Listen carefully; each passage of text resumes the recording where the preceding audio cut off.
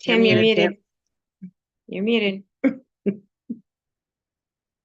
I knew there was a reason to have Sandra always on here. She always gets me in everything. Well, welcome everybody to the Great Discoveries Speaker Training Summit and Networking event today. Today is August 1st, 2025. The year is flying by, and it has been just a fabulous time here at the Great Discovery. We've got so much stuff rolling out.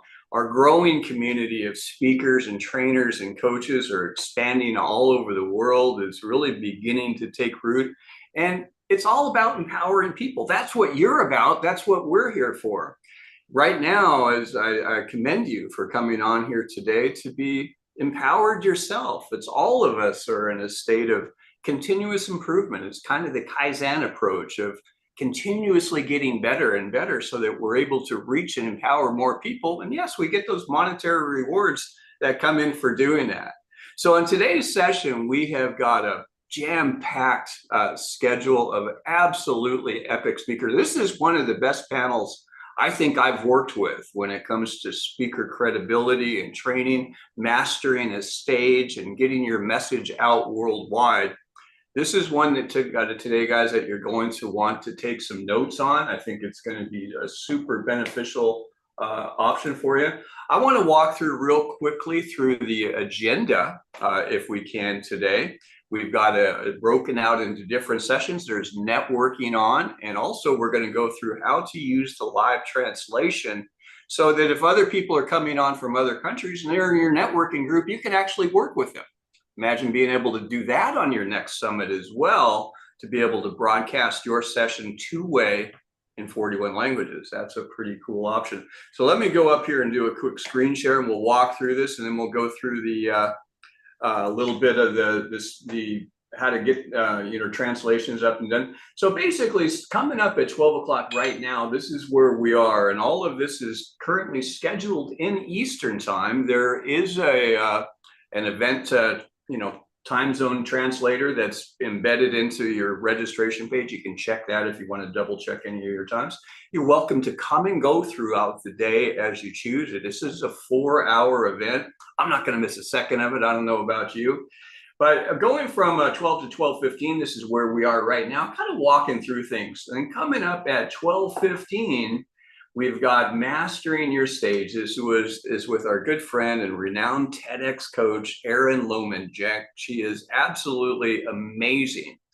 And when it comes to really engaging your audience, really communicating well, she's going to be able to get that message across to you. It's going to be an absolutely fantastic session. And she's got a great giveaway for you at the end of that. Following that session is at 1 o'clock, we've got our first breakout room. So in our breakout rooms, we'll be in groups of 8 to 10 people, not big giant things. And it's all about you being able to make connections and share some of your knowledge and insights with others and gather knowledge and insights from them. So it's building your network. We'll have people in from other parts of the country and around the world, and you'll be able to check in on that. Following right after that is a session by Danella Burnett. Now, Danella is really one of the best absolute experts when it comes to selling from the stage, from making things happen, from monetizing your next program, whatever it is that you're doing.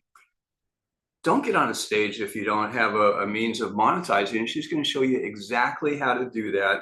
And she is an expert. She's got a giveaway coming up for you after that. Following that, we've got another breakout session that we're going to be hosting.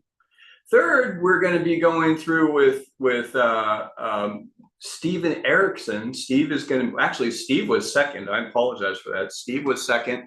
And Steve is basically going to show you how you can get your event, summit, or anything up, populated and filled, even if you're started from scratch. When it comes to speaking, communication skills are hand in hand with wealth and success. The better your communication skills, the more wealthy and successful you're going to be. But it also comes out, even if you're a great communicator, if you can't bring those people that you're able to reach and communicate with, then it's kind of all for naught, right? So Steve is going to be showing you some advanced methods that you can do today to host your next summit and really get it out, even if you're starting from zero. Then lastly, I'm going to be wrapping up the day at about 3:15 p.m. And we're going to get into showing you how you can expand your network globally. The things that we used to do years ago, the methods that we worked in working on local and flying all over the world, they're changed and they're gone for good. New technologies have rolled out that have empowered and enabled you and me to be able to expand our reach literally around the world. And not just you working your tail off trying to communicate with people in other countries, but recruiting literally an army of people that are going to help you promote and share and support your content in their local markets, in their local language. I had somebody recently ask me and said, why would I want to go market in Japan? I've got a great market here. Well, one thing I look at is, hey, there's 135 million people in Japan. It's one of the highest per capita income rates in the world. They're all hungry and there's no competition. How's that? If you can communicate in that market, would it make a difference to your bottom line? Yes or yes? Of course it would. And so we're going to be talking about tactics on how you can effectively do that and getting up and started with there. So we're going to go on and we've got more people coming in a second. I'm going to go jump back over to Sandra. And on the international side that we just touched on, she's going to show you how you can get started in this event. If you want to listen to it in other languages and experiment with some of the tech on here, you can check it out. Sandra is our co-CEO, co-founder, and really one of the brainchilds behind the Great Discovery course and the overall platform. She's responsible for leading our team in developing what we know is one of, well, it's not one of, it is the most extensive and powerful educational marketplace platforms in the world. There's nothing even close. And this is a young lady that's got it all together. She's kind of cute too, so I like her. Take it away, Sandra. Thank you, Tim. I appreciate that. Oh, this is some big shoes to fill, he just said, right? Oh, boy. Well, welcome, everyone. It's so great to see everyone. I see some faces I know, and I see some new faces. So welcome to all the new people.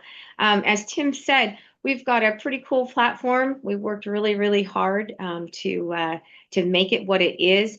And I want to share with you how, like Tim said, in the international markets, how you can share your content live through what we call our language translator, our live language translator, to be able to converse with people in other languages and they can hear you. So I'm going to share my screen and we're going to go to the website.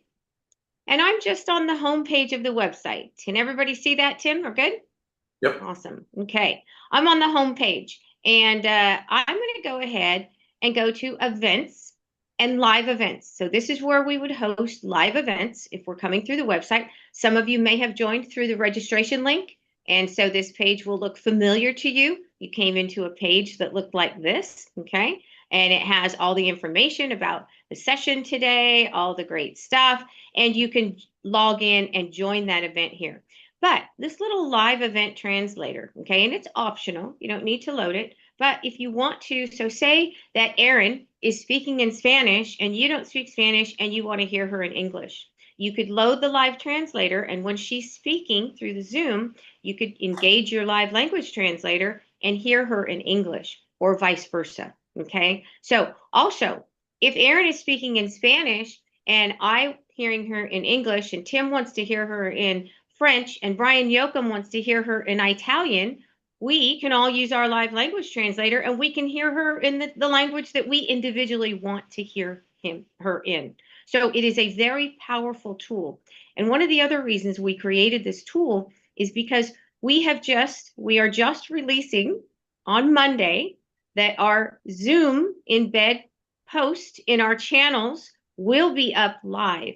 Now, take this another step further. You're a channel owner and you want to broadcast to a membership in your channel through your Zoom. It's embedded in our platform using Chrome browser only.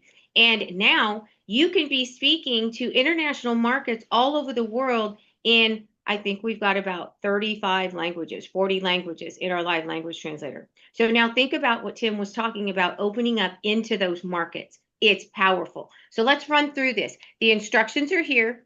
Here's a little video, and it is a non-narrated video. So you can just watch it and very simply add the Chrome translator. So I can add the Chrome here, or I can actually go to the Zoom room. Also, if I go ahead and log in, we've got it there too. So we've got it in several places, but I'm going to click here to install it. It comes right up to the tool. All you have to do is add to Chrome, add the extension. You're going to see this little extension is going to pop up right here. It's this little purple guy. Okay, so he's there. So now he disappeared. Why did he disappear? Well, that's just the browser. This is your extensions controller in Chrome. So if you come down here and you pin that extension, then it will stay on Chrome. So now what you're going to do is when someone is, you've entered the Zoom, okay, and I'm on the Zoom through a different mechanism, but you've entered the Zoom, you've got it open. Tim starts speaking in Spanish. I'm going to log in, and you're going to use your same email that is on your Great Discovery platform, right? The same email on there. Oh, goodness gracious. I cannot spell this morning, can I? There we go. And I'm going to log in, and it opens up my translator. Now, this is settings. You can go in and mess with your settings if you want. You really don't have to. We've got it set so that it will just automatically go for you. So say Tim is speaking in Spanish, and I want to hear him in English. And that's very simple. That's how simple it is.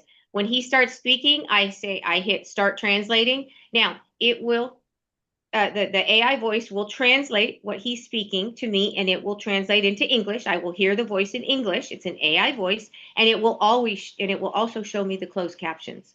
So it's really, really great. Now, there is a slight hesitation, so have a little patience. This is new technology, guys, that we're dealing with. So give it a little grace. There's a slight hesitation, but not much. Want to stop.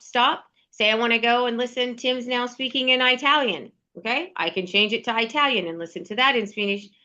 English. Again, start translating when he starts speaking, stop when he stops. So it's that simple. And like I said, the instructions are in 3 different places. They're here on this screen. They're on an intermediate screen asking you again, and they are also on the Zoom embed screen. So if you get there and you go, I forgot to actually add my translator, you can add it there also. So we've got you covered all the way around. So with that, Tim, I'll pass it back to you.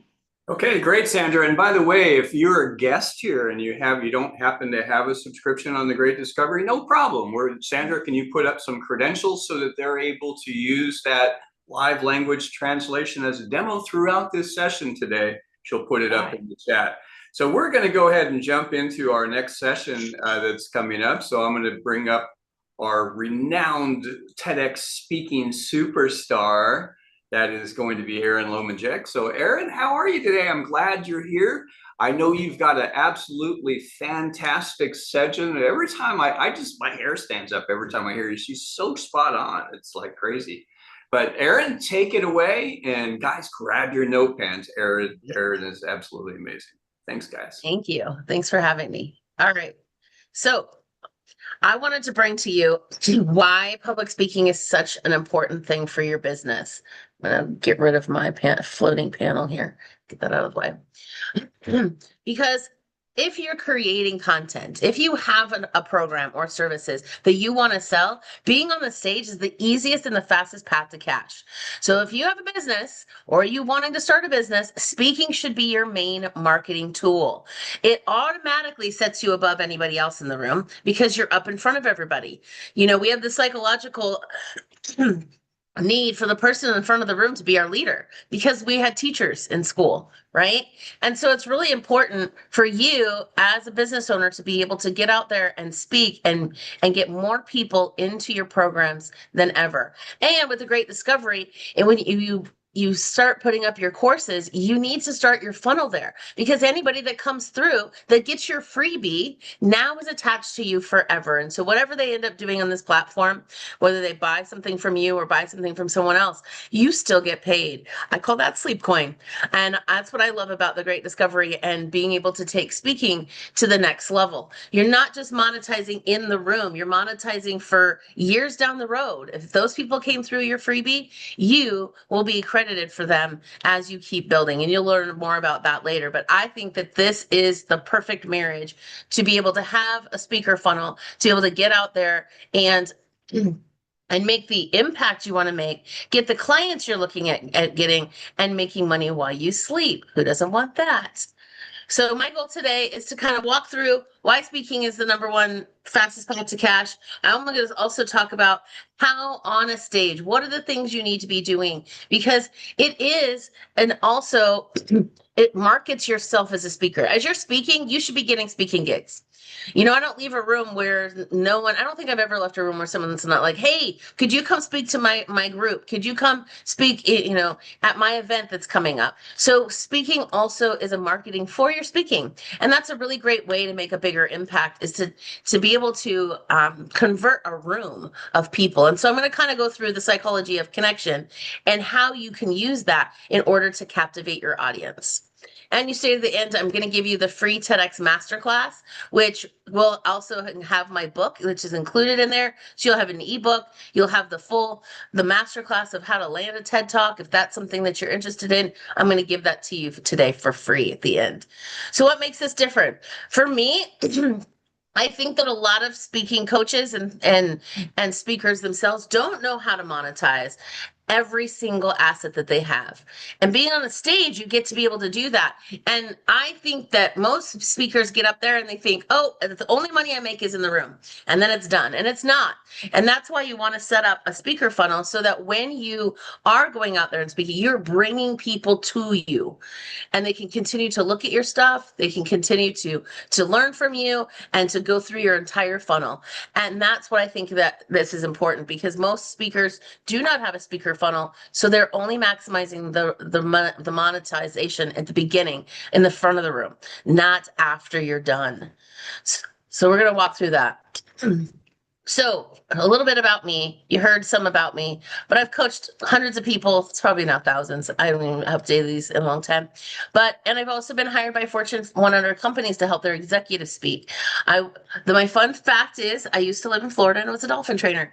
So I always think that's fun to talk about, because most people can't say that. But I always like to give you a little more insight on who I am. I went to school to be a dolphin trainer.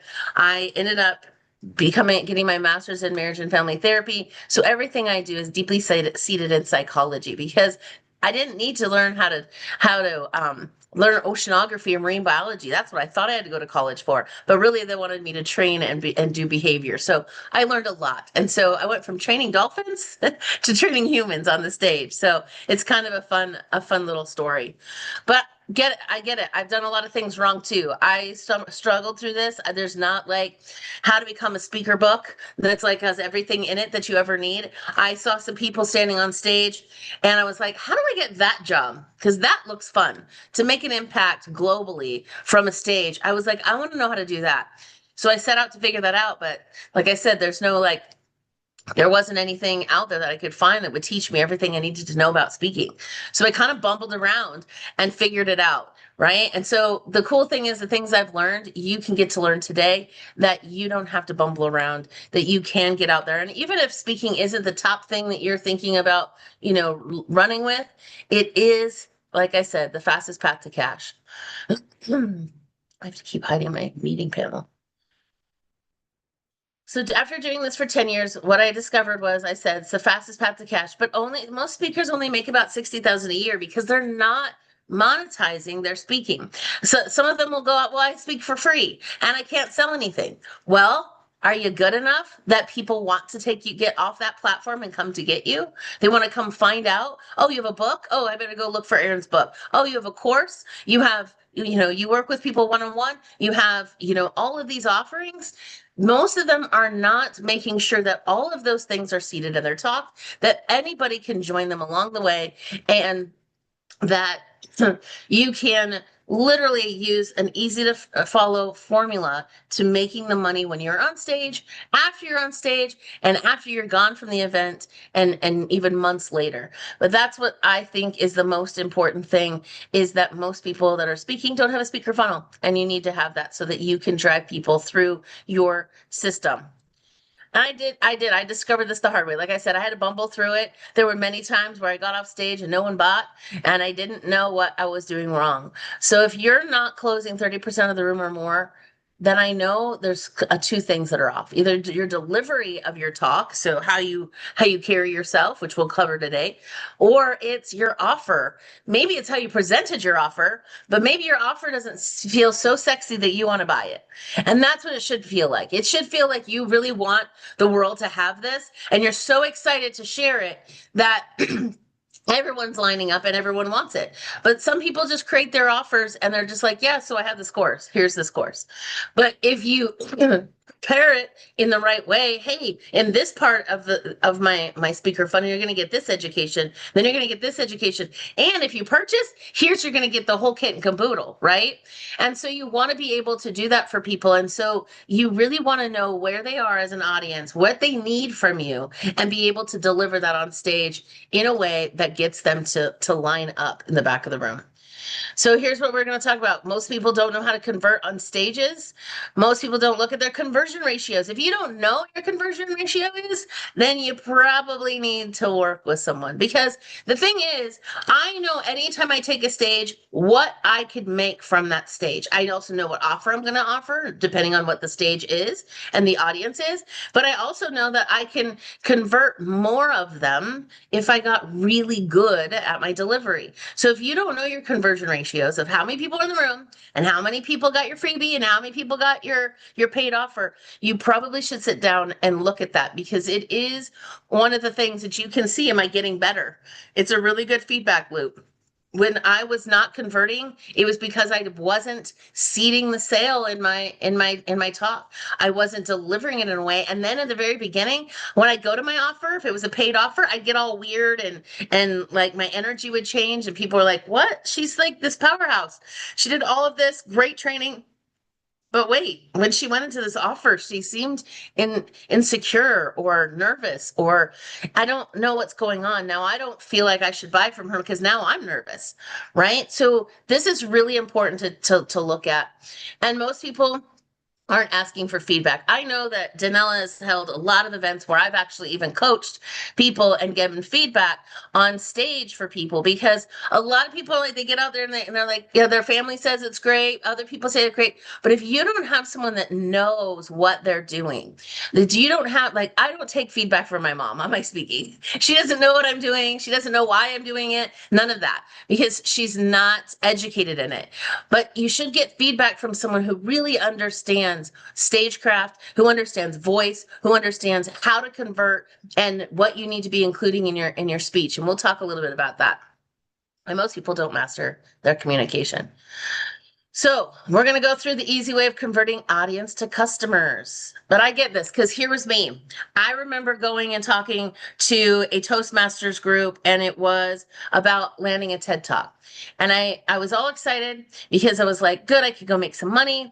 And this was really early on in my career.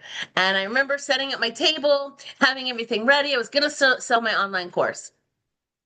And right before I left, my husband's like, we're all out of diapers. I didn't have any money to buy diapers for my son, but I was like, I got this because I'm going to go sell my course.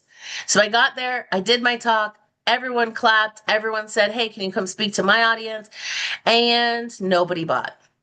And I remember picking up all of my stuff and walking out to the car and just putting my head down on the steering wheel and was like, I failed my family. I didn't know what wasn't converting.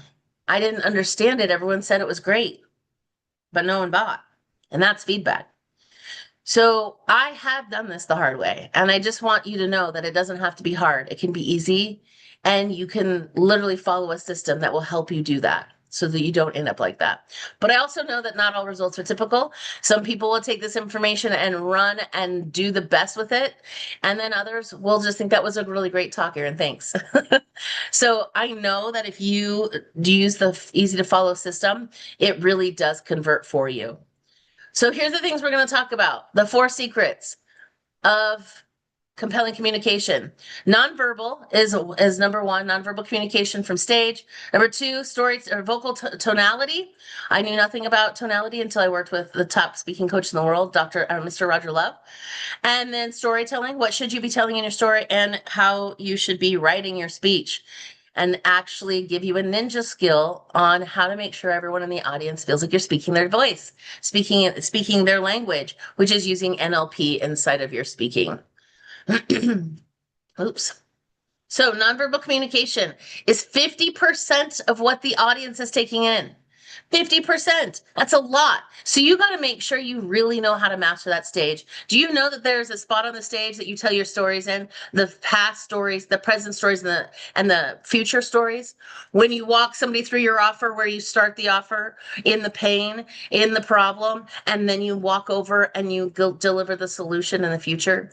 There are spaces on stage that are blocked off for this. There's also things that you don't realize you might be doing, which could be, doing fidgeting things, putting a piece of, like if you're up there reading notes, to see how much this blocks the energy. A lot of people will read their notes, or politicians, my favorite. Politicians stand behind a podium because you know why? Their body doesn't lie. They can be standing up there and telling you they're going to go to no taxes ever again. They can say whatever they want, but their body is like defying them. It's really trying to tell you, no, don't listen to me. So that's why they stand behind a podium, so that they can conceal that. They can hold onto the podium. If you look at a lot of them, they're holding onto the podium. Not just using it, they're holding on to it to keep their hands from doing things that distract you, that might get you any clue that they're not telling you the truth. So nonverbal communication is 50%, and it is one of the most important things. There's things that we don't realize we do to protect ourselves, because this is the main part of our body. This is where most of our organs are. So this is where we try to protect ourselves. So some people will cover their stomachs. Some people will, self-soothe by keeping their elbows pinned. And I was just like, danger, Will Robbins, danger.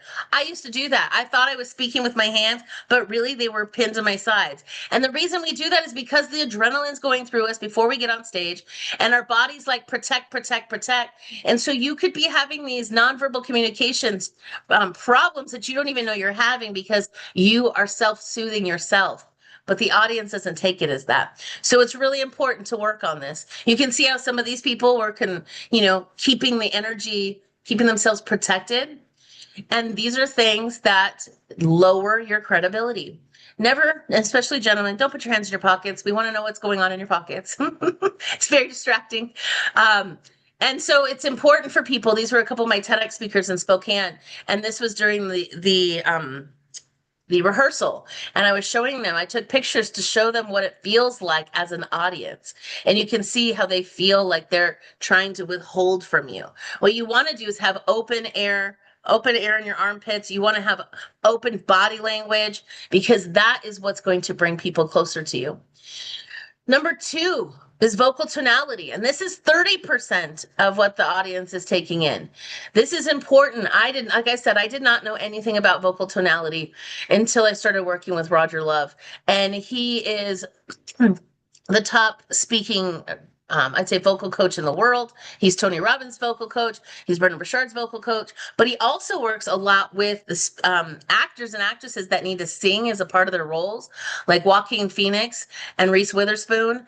And then he worked with, what's his name? I can't think of his name right now. On A Star is Born.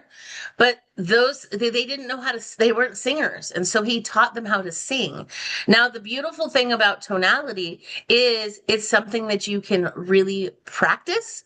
It's just a lot more time consuming, and most people don't do it. So if you want to stand out amongst all other speakers, say you're on a summit like this, or you're on a summit with all these other people, how do you stand out? You really work on your vocal tonality.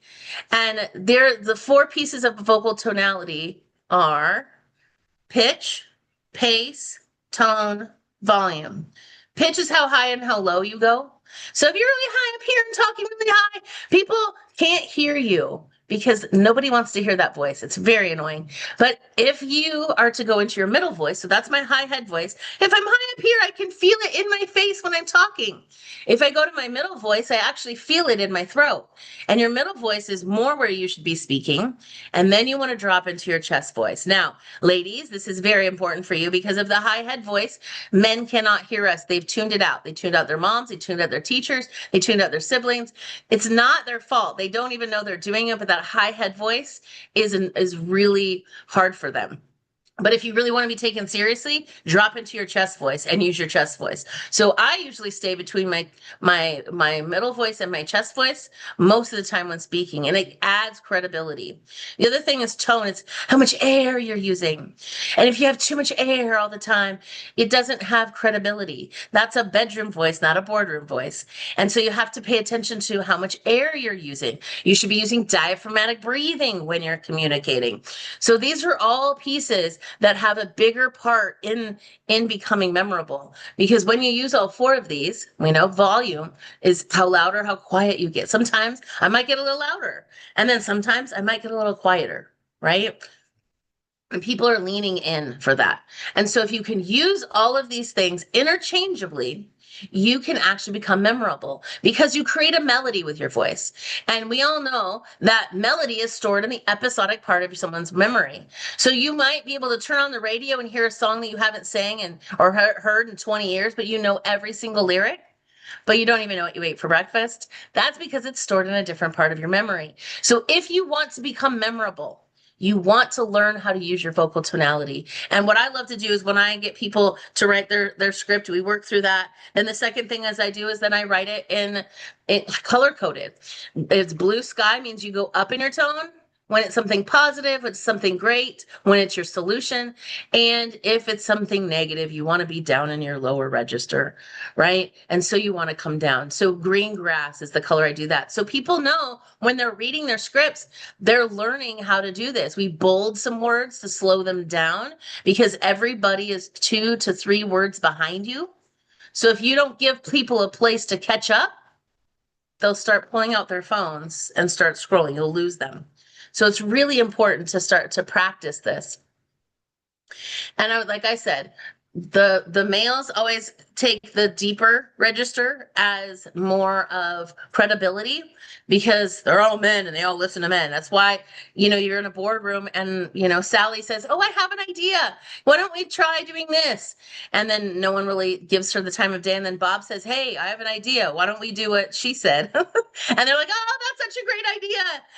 And it's because it's just been tuned out because of the where your pitch and your tone is in your speaking. So it's really important to make sure that you work on this. And it's just something that happens, boys hit puberty and they go to the lower register. They take their dads more seriously than their moms. It's just a part of it. So if you really want to work on this, men, I would say work on actually listening to women, even if they're in their high register, notice that you might be tuning them out. And women, start using your chest voice. It's really important and impactful. So the number 3 thing we work on is storytelling. You have to be able to tell your story really well. Most speakers were like, I got up, I brushed my teeth, I ate, I then went to the dog, I went to walk the dog. And you're telling a story as if it's a checklist of things you did.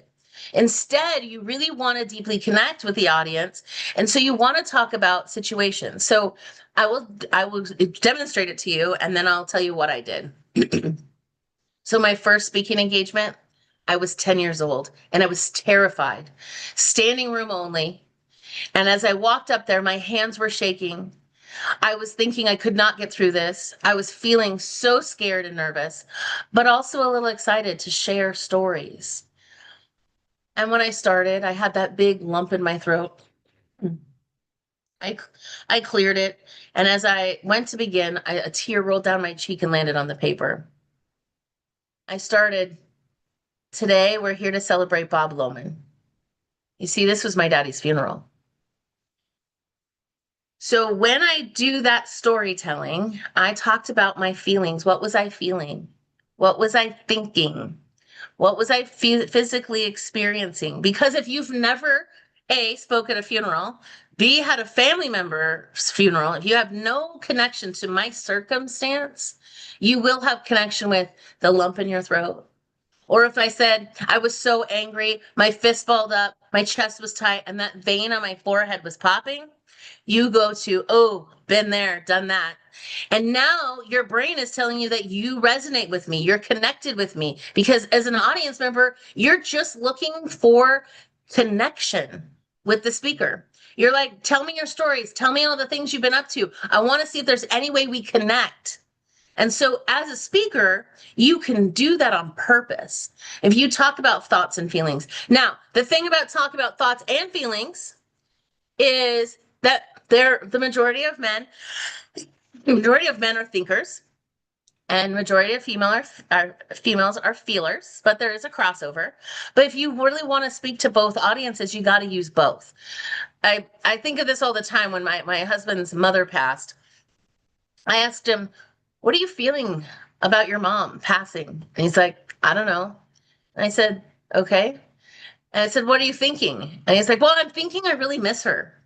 He couldn't get it that it was the same thing. Thoughts and feelings are pretty much the same thing. It's just represented different. And if you use the word feelings, if I went in a room full of men and was like, we're just going to talk about feelings, they're all going to go, oh, okay. So you really want to use both, because then you connect with all of the audience. And that's what you're going to start to realize, is that everything we're doing is for the audience to receive you in the best light. Here's kind of my story flow when I work with people on the TEDx stage. You know, at the very beginning, you want to make your audience care. I love to ask a question because it opens up the body language and it shows you I have nothing to hide. Right? Then you want to present your idea, present yourself. Why am I talking about this? Why am I the expert in this? Then you want to have some data, some evidence, something to back you up, because, you know, in TED, that's really important. You got to have the evidence or the data, research. Then you want to remind them of your idea, because now you've gone through how, you know, what the stats are and the data is. Now remind them of why that's so important. And then you want to reveal what the new reality, if they adopted your idea, if they go back and say, okay, because of Erin's TED Talk, I talked about living life to the fullest, taking risks, saying what you need to say. But if you said, oh, wow, you know, Erin's TED Talk, I should be doing some of those things. So how would the world look if everyone took my idea of living life to the fullest and taking all the risks? What would it look like to have a world not afraid to take risks, right? So I would reveal that, and that's them seeing themselves in the future. And so you want to be able to do that. I also like to either invite the audience to take action, or I challenge my audience. I challenge you to do this, because if I challenge you, it's a little more intense than if it's like, yeah, I invite you to start looking at your life better.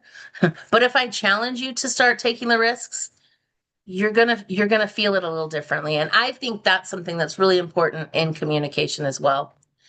So the last one is the words. Words are only 5%. Oh, storytelling was 13%. Oh, it's 7. So 13% is storytelling. I forgot to tell you that. And 7% of the words. So most people get really concerned. I have a talk coming up. I'd have to write a speech. What am I going to talk about? What do I do? How much time do I have? They all start to freak out. But I will tell you that most of you won't remember anything I say. You'll remember how I made you feel, but not what I had to say. So it's not as important, but I want to show you how to become a ninja.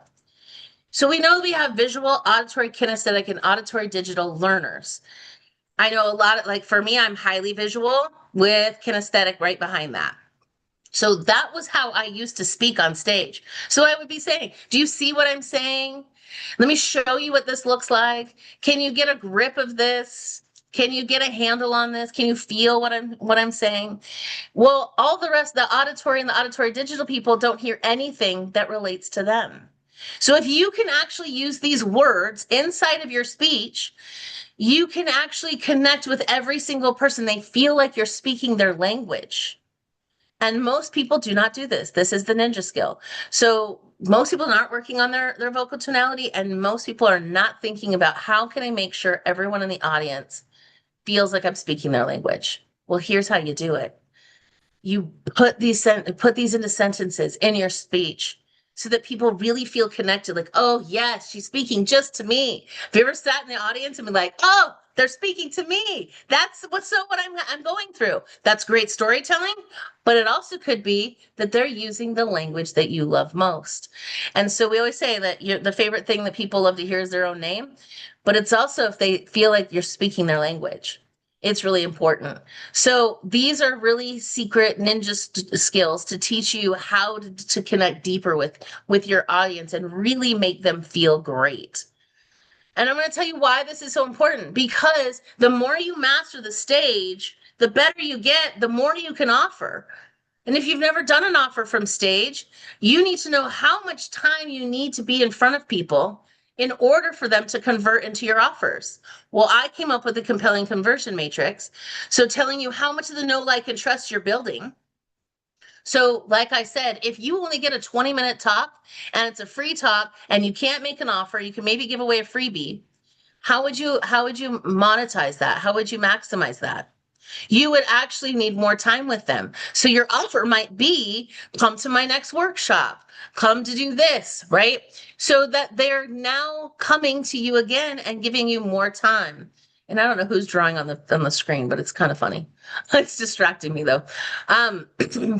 So making sure you have enough time in front of them. But listen, if you have the Great Discovery platform, you can give away your freebie and then move them to your, up the ranks of your offerings, and they're connected to you for life. So it's really important to know how much time you need in front of somebody. That's why when you give a freebie, my freebie is a masterclass. You're going to learn what it takes to land a TED Talk. But then I know my next offer is a 5-day challenge on landing your TED Talk and getting all the stuff done for it. And then it goes further to that, right? And then it goes into working with me one-on-one and all of those things. But you should have a funnel for people to continue to know, like, and trust you and build with you. So I'm telling you that 20 minutes, you're not going to be able to sell a lot unless you're really good at your stage presence and selling. But even if you're not, just build more time into your funnel for people to get to know you better so that you can get better and better and become the expert where you can be offering higher end packages with that. Now, I'll tell you, when I do this, and when I usually work with an organizer, I ask them, what are they offering? Because if it is a free talk and I cannot offer something, I'm going to ask if there's a way I can build value for the organizer. This is the most important thing, is to build value for the organizer. You want to feel indispensable, right? And so by you saying, hey, I know I can't sell because you're selling something. How can I improve your offer? How can I help them? So they're getting more the know, like, and trust built in, right? And so that's a really important way of actually getting permission. So one of the things I've done, so there's a group called eWomen. I used to be a managing director of eWomen, and the speakers are not allowed to offer from stage. And so what I would do is I would fly out there and I say, okay, well, I'm going to do a deep dive workshop, the next day or later that day. And I would go and I would be and I'd say, and in my talk, I'm like, and tomorrow I'm going to be hosting a workshop. You can come to my table and find out about it. That's one way. Second way you can also do that is say, hey, for anyone who signs up as a member, because that's what they want the managing director to sell, is memberships. For everyone who joins and signs up today as a member of eWomen Seattle, I will gift you a ticket to the event, a ticket into the workshop. Now, people love that. It helps convert more people to that membership, but it also helps the organizer, and it gets them in front of you for more know, like, and trust. So that's why you want to have this funnel built, so that when you're on stage, you're not just making money in the room, you're making money after. And when I would go to my workshops, that's where I could offer more a higher end package, right? Because I got 20 minutes on their stage, but I was there for 2 hours. I did do networking. So I met up with people, and then I got them to the workshop for 3 hours. So now I know I can sell them up to a $10,000 package. And I'm pretty good at this, so I can actually offer more, but that's that getting practice at doing it and getting better and better at it and mastering your 4 parts of compelling communication, so that every time you do offer something, it actually does land. So I want you to take a minute. I want you to put your pieces of paper and pencils down. And I'm going to walk you through. If you don't think you have a story, you don't think you have anything to teach someone, if you're still struggling with what would I teach, I want you to just take a minute and close your eyes. I want you to imagine that we're behind scenes, behind the big red curtain, and I'm miking you up. And you hear the rustle and the bustle of the audience. And I tell you that there's 1 million people sitting out in that audience. And they all came to hear you.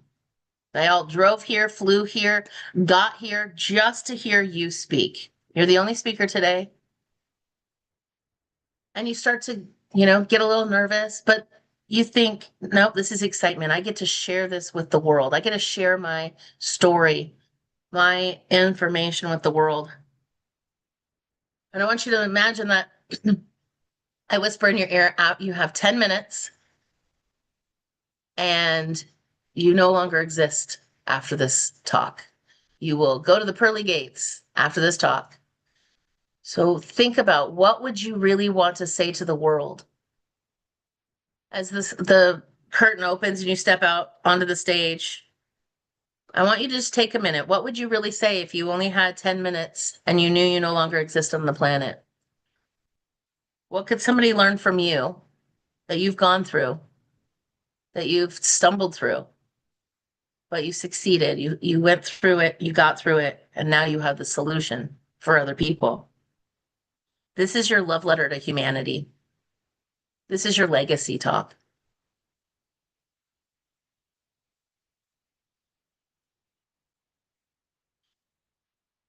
So as you listen to what you would be saying to these people, maybe take a minute and write it down, because it might be something you never thought about speaking about.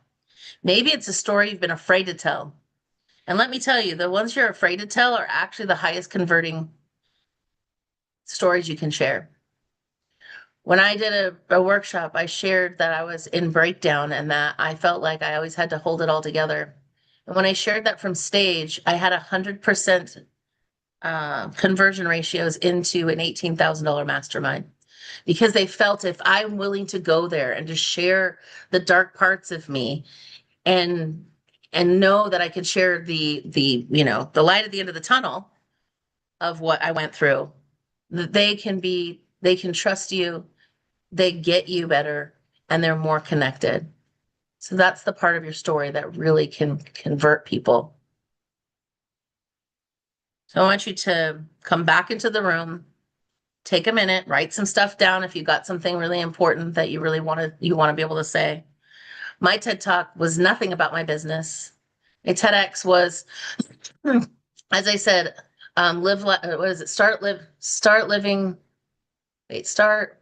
I can't remember the name of it. It was Live Like You Were Dying, starting now. There we go. And it's because my dad died when I was 10 and my mom got malignant melanoma and was sentenced to 18 months to live when I was 15. So I see the world a little differently. The lenses that I see is how life is really short. They both were 39 when that happened. My brother-in-law passed at 39 of COVID. So I really did want this to be my love letter to humanity. And it was, and it's beautiful. It hasn't come out yet. But it was my legacy talk. And I thought on that stage, I wanted it to be a legacy talk. I didn't just want it to be about speaking or business or any of those things. I really wanted to leave a legacy. Okay, so now I'm going to put in the chat the link for your free masterclass, TEDx masterclass. But I want to really give you a few minutes to think about some things before I know we're going into the breakout room. Maybe on the breakout room, you can share, what was it that came to you in that moment on that stage? What was it maybe it was an epiphany you had about something that you didn't know you should probably be speaking on, right? Or maybe you really have thought, man, I just really don't have anything to say, right? Or I didn't see myself as a speaker. I didn't either, guys. I mean, I was a dolphin trainer, right? And then I went to be a therapist. And when I started my business, I started using speaking as my marketing. And then I had to get really good at it, because that was the way. To me, it's an ATM machine. If I need to make money, I got to get on a stage so I can sell something.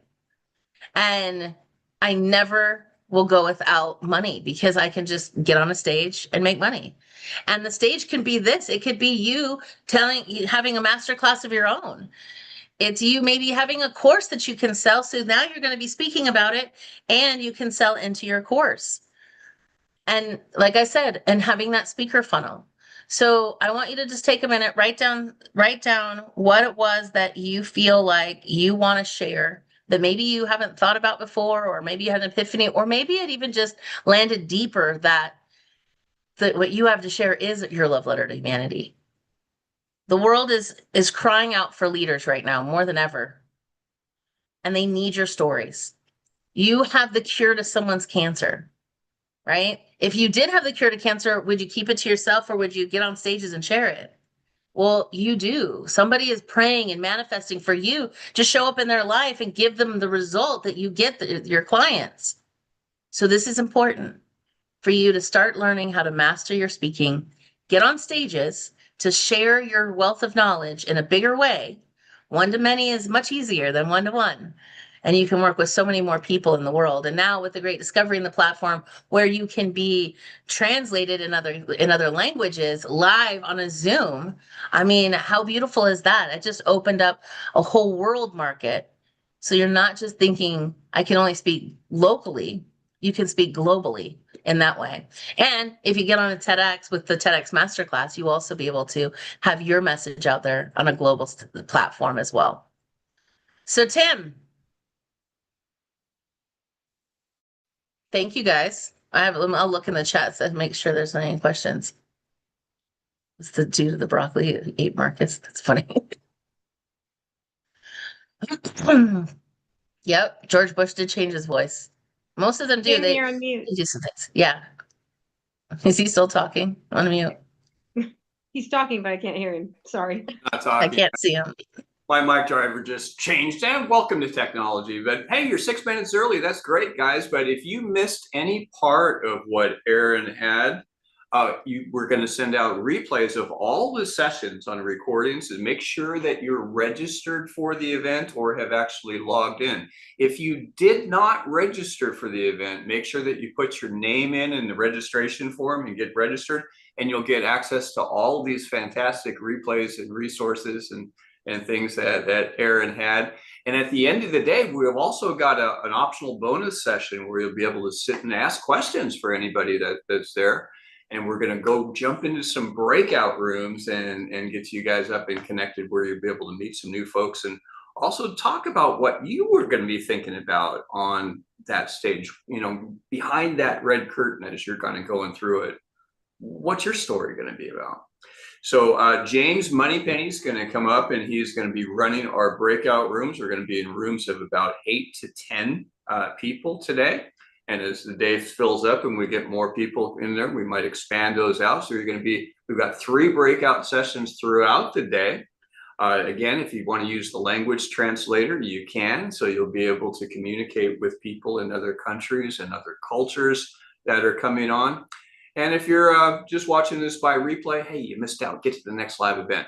But let's go on and turn this over to James. And on this session, as we're doing it, first thing I want you to do is we're going to designate a room team leader. You guys just nominate somebody, and you're just kind of be the time watcher there. We've got a 15-minute window. So everybody take 30 seconds on who you are, what you're about, what you do.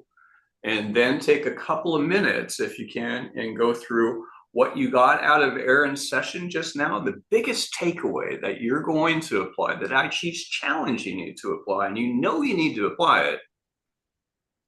And also what your story is going to be, what that's all about. So James, take it away. I'm looking forward to this breakout rooms, my friend. James is our Executive Vice President of Sales. Absolutely amazing individual. You're going to be getting to know him a lot more and see him a lot more events. James, take it away, my friend. Awesome. Hey, ladies and gentlemen, wow, what an amazing start of the day. They've been incredible, right? If you appreciate what Erin and Tim and the whole team has put together for you here, and you're glad you came today, put a 10 in the chat box to tell them thank you for doing this. I mean, having somebody like Erin Loman Jeck to help coach you on your speaking is like gold in your pockets, I got to tell you. So we're going to go into breakout rooms. This is like, might sound silly, but like going on a date. You wouldn't go on a date with a bag over your head. So please, if your camera's off, turn your camera on so people can connect with you. This is about building relationships and connecting. So turn your camera on. Also have your LinkedIn link or your website ready. So the important thing about relationships is connecting after that first meeting, because a lot of these people will be able to send good referrals to you. They may want your services. So make sure they know how to get in touch with you, and just have some fun, and we'll send you off to your rooms, and we'll see you back here in about 15 minutes.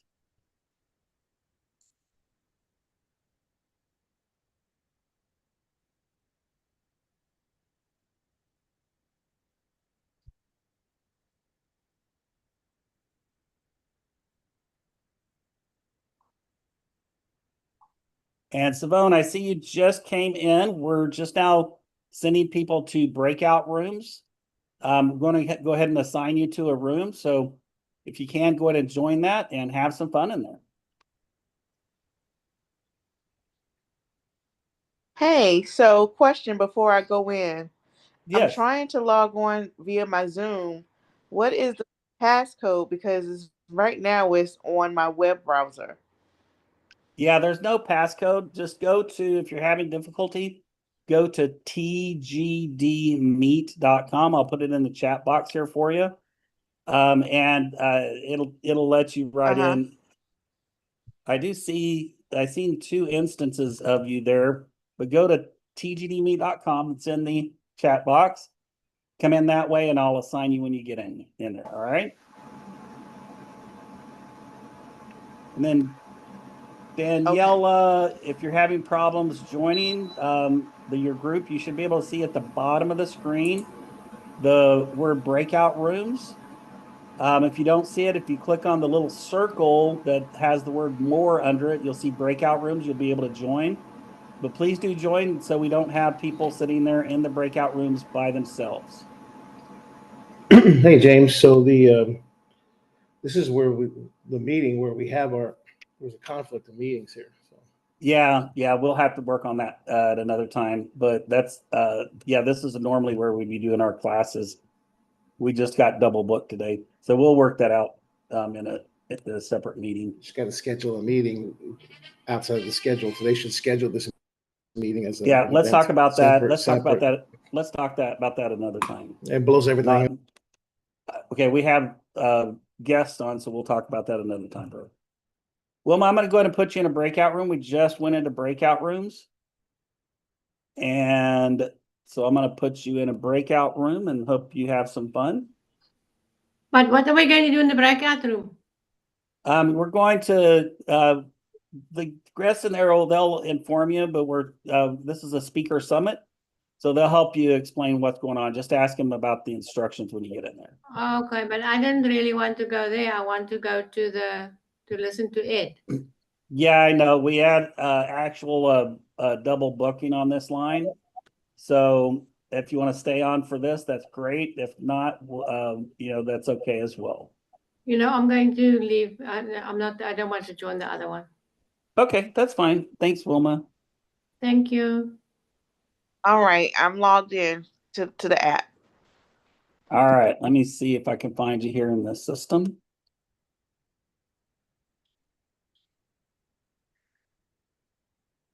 Let's see here.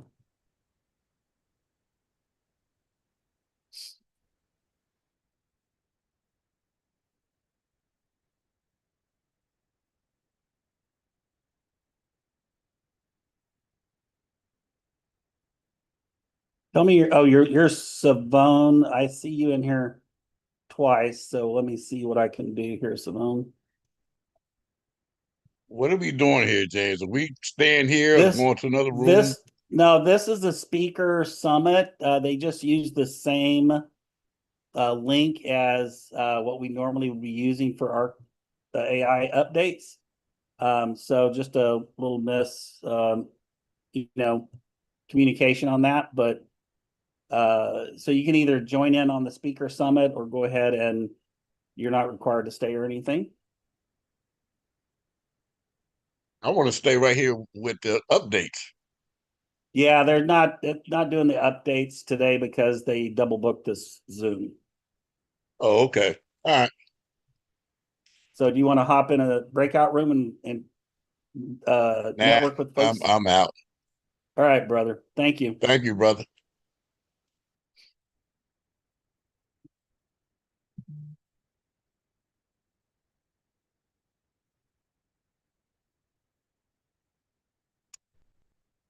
Adrian, are you having trouble joining the breakout rooms? Bertie, David, Jason, Jose. If you guys want to participate, please go ahead and hop into your breakout room. If you don't see the word breakout rooms at the bottom, you can click the little round button that says more. Otherwise, you're going to be leaving some of the breakout rooms a little bit light. So if you can, this is a event where we participate and we collaborate. Steve, I'm going to go ahead and send you to a breakout room. We just went into breakout rooms. I was in the room with Monica and Patricia, and I had to leave because my microphone stopped working. Okay. So do you know what breakout room number it was? I don't remember the number, but Monica. Okay. Let me take a look here and see who has Monica. Room 5. Okay, I'll put you in room 5. Thank you.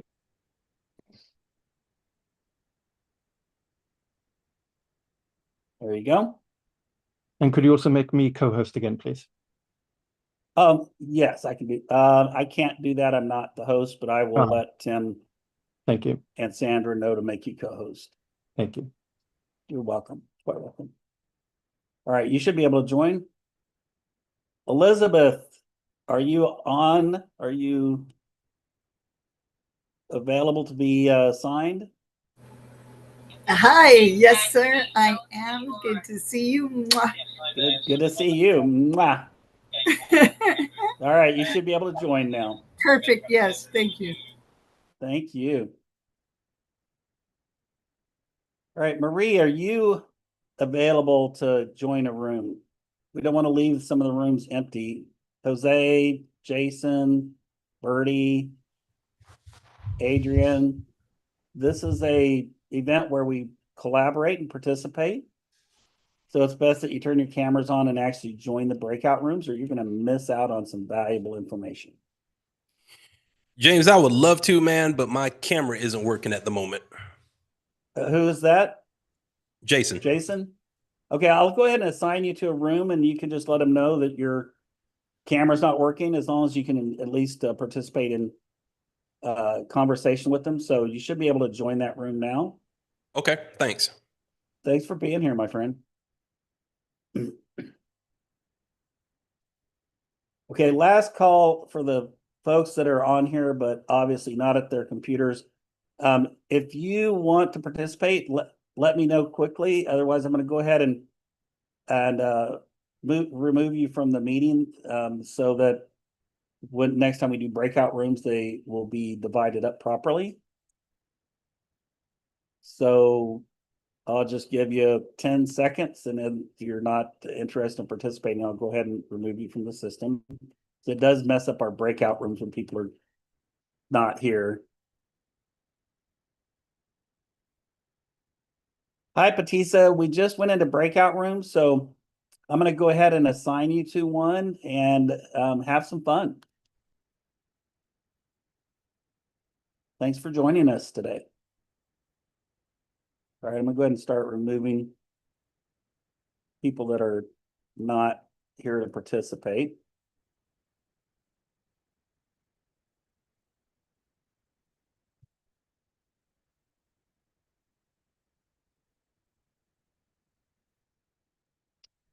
Hello, Bree, the clever B-Och. Thank you for being here. Bree, we just went into breakout room, so I'll go ahead and assign you to a breakout room and have some fun. James, don't assign me. I'm working on a course. I'm trying to get stuff done. I'm watching on gotcha. YouTube.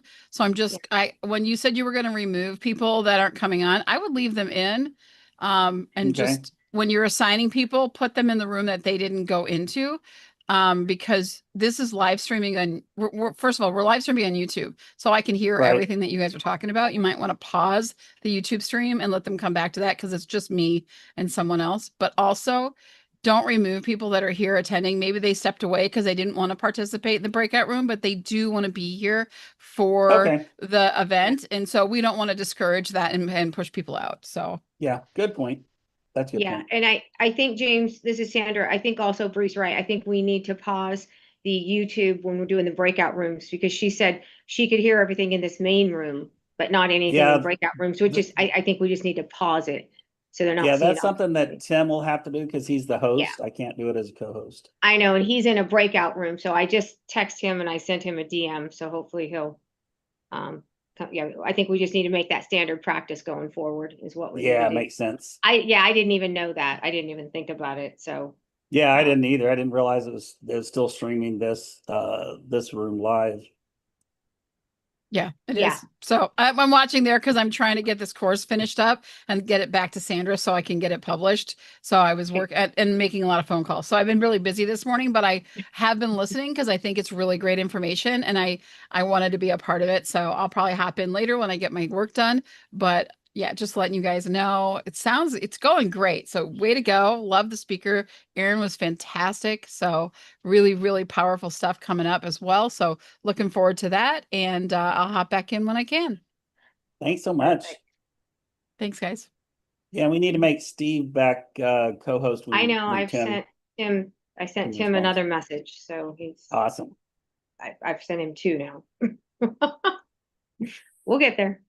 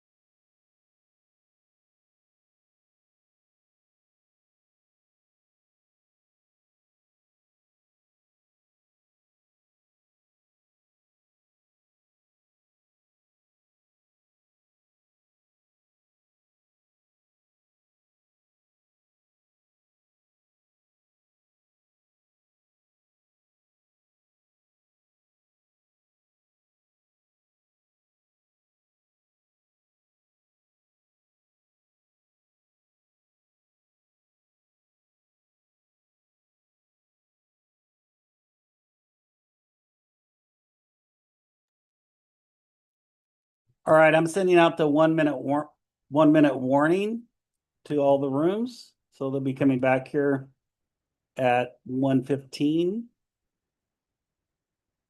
1 minute warning sent.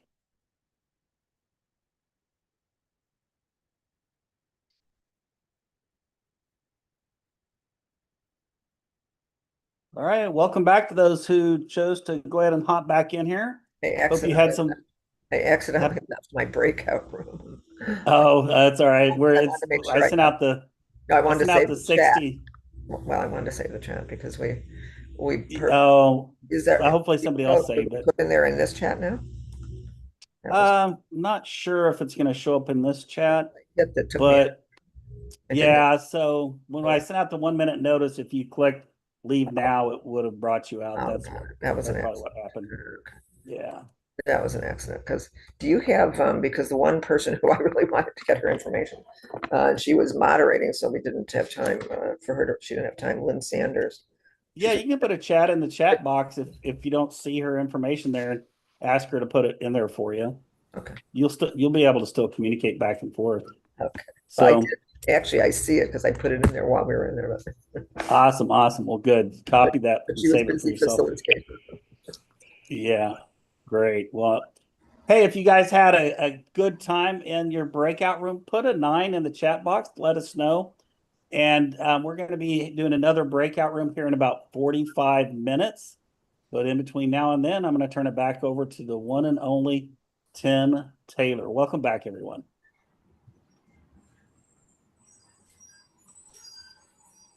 Well, I hope you guys had an amazing breakout session. I know our room was just absolutely fabulous.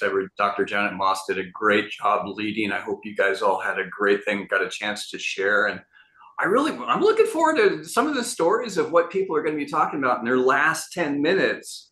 They're pretty compelling. So great job, Erin, in sharing that. So we're going to jump into our next session. And my blessing to meet this gentleman happened last year. And I was introduced to Steve by Erin, actually. And, you know, as Steve and his lovely wife, Jenny, were telling us a little bit about Event Raptor and their platform and the things that they're working on, it's like, man, we need that. And this was a man that literally came out and we were having our first global summit, and we had no clue how to really be able to pull it together because we have a different type of a platform than just a single affiliate link. We've got thousands of affiliates everywhere. And so Steve was kind enough to dive in and just say, hey, take the lead. He spent, I don't know how many hours helping to pull together our first global international summit, which we're modeling on, and we're going to be going back to and launching late towards the fall as we start doing these vast global summits. But Steve Eriksen is absolutely an expert when it comes to preparing and building a stage. If you're just starting out and you want to get up and get your message out, holding online events are a big way to do it. It's not all about traveling around and speaking in groups of 10 or 15 or home events or trying to find a stage or bribing your way onto it, or worse yet, paying your way to go onto somebody's stage. You can host your own stage, and Steve is going to show you exactly how to do that. And Steve Eriksen, take it away, my friend. Welcome to the team. I think we've got you. Do we have Steve up as a co-host? No, not yet. You need to do that. You're the host. Okay, yeah, let me see if we can get him up there. I think he did it, but I think it looks like he dropped off for a minute there, Steve. Just a second, my friend. I will get you going there. You are now somebody. You're officially a co-host. Go, Steve. Take it away, my friend. Fantastic. Thank you. So, yeah. Alrighty, so thank you very much for having me, and it's been a pleasure working with you, Tim, and with your team as well, and Sandra and everybody. And I'm looking forward to being involved with the Great Discovery for a long time going forward. So, what is 1 second? I need to change my settings here. You should be able to see my screen there. Yeah. Really about as a course creator, how do you use virtual summits to actually sell your courses? That's what we really believe is one of the best ways for you to actually promote your course. And I'll explain why and my experience of doing exactly that. So this is for you if you have one or more courses or you want to create any courses, and that you're struggling with actually with selling the free or paid courses and you want to monetize your courses. And I think that is probably true for virtually everybody here in this room. Now, there are many ways to drive traffic to your page, to your sales page. You have post on social media. You can do Facebook and LinkedIn Live. You can do paid advertising. You can use promotional partners. You can do advertising and joint venture partners, be podcast guests, and you can also speak at summits. Now, the way, in my opinion, to actually turbocharge your sales is no secret here. You need to run your own summit. You need to run your own virtual summit. So not in person, a virtual summit. Now, I'm going to go back to around 2020 when I started my own virtual summit. And I'd been in business for about 8 weeks at this stage. And I only had a course, a $497 course. That was it. I didn't have anything else at all. No coaching program, no other offers, just a $497 course. And I did a summit in September of 2020, and we repeated it in January of 2021. And the result we got was over 1,500 people added to our mailing list and over $40,000 in sales. Now, between the first and the second summit, I did add a group coaching program, right? But the 2 first summits I did, coming from, being brand new into the business of coaching, I made $40,000 in sales directly from my first 2 summits. That was the Solopreneur Accelerator Summit. Now, I'm very introverted. When I say I'm very introverted, I'm literally like a deer caught in headlights, especially when I started out. The way you see me here today is a huge difference from what I was 5 years ago when I started. My first summit was 4 days long, and I only started introducing myself on day 3, like saying, "Hi, I'm Steve, and here is what I do." The first 2 days, it was literally like, "Thank you very much, speaker, and here's the next speaker," turning off the camera and sweating profusely under my arms, changing my t-shirt several times a day because of the massive sweat patches I had with the stress of being on camera and having to do the introduction. So if I can do it, you can do it. You can be out there on stage as well and do sales. Now, here's the thing. There was a period of time when I was invisible. When I was invisible, my sales went down. Now, this is actually in the period of July 2021 till about January of 22. So what happened in this period of time? Well, I actually had some real medical challenges. I ended up with pulmonary embolisms in both my lungs in July of 2021. It took weeks. Normally, when you hear about pulmonary embolism, they talk about hours or a day or 2. Now, mine took weeks. I just started coughing and I couldn't speak to anybody. And I coughed over a period of time, felt weaker and weaker. And in the end, they diagnosed me with pulmonary embolism. Now, that got sorted. But after the pulmonary embolisms, I was absolutely exhausted. I could barely sit in a meeting for 15 minutes before I had to finish the meeting, being just totally exhausted. And it turned out I had 2 blocked arteries as well, 95 and 98% blocked. And these were just causing such constriction in my blood flow that I didn't have any strength. Then what happened? I got that resolved in January of 2022. And we had our first summit in February of 2022. That's my first summit again after being ill, because before that, you see, we had 2 summits. And we did really, really well. Virtual summits transformed our sales. You cannot be the best kept secret if you want to be successful. You have to be there out in front of people. And the best way to be visible is on a stage in front of your ideal audience. Now, here's the thing. If you are the host, you can then build your authority. You can come in there, even if you're a complete baby like I was at my first summit. When I did that first summit, nobody knew who I was. I had like 100 people on my list. That was it. Right? I'd been in business for 8 weeks. Nobody knew what I offered. But I was on stage in front of all of the other speakers, introducing them.